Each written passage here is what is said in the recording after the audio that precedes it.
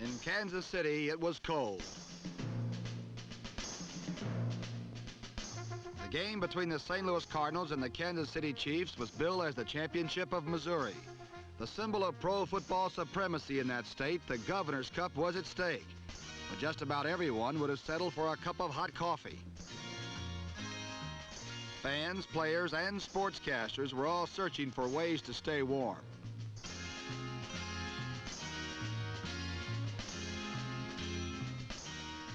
Kansas City's Lynn Dawson tried a glove, but unfortunately he wore it on the wrong hand. It was so cold that players were as concerned with catching frostbite as they were with catching the football.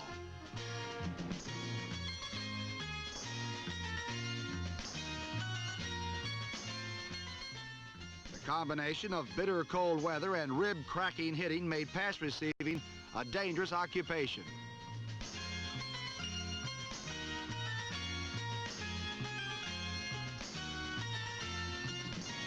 The Chiefs got the first big break when linebacker Jim Lynch, number 51, hijacked a Jim Hart pass and rumbled past midfield.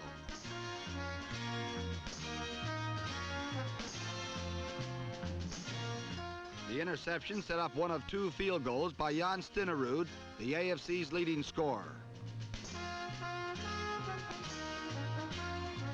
Stenerud's field goal snapped a three-game St. Louis shutout streak and gave the Chiefs a 6-0 halftime lead. On a day when it was almost too cold to move, there was lots of action between the goal lines, but very few points. The Cardinal passing game was often effective, but when points were needed, the birds froze up. While St. Louis's passing attack was often sporadic, the Kansas City air game barely existed. The Chiefs completed only 5 passes all day, and their only consistent weapon was running back Ed Podolak, number 14.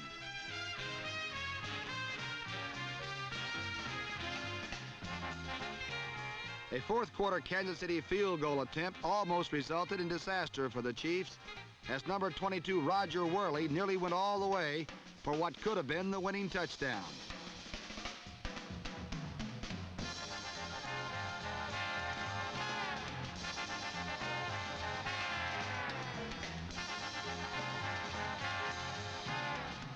The Cardinals salvaged a tie when Jim Bakken's field goal knotted the score at 6.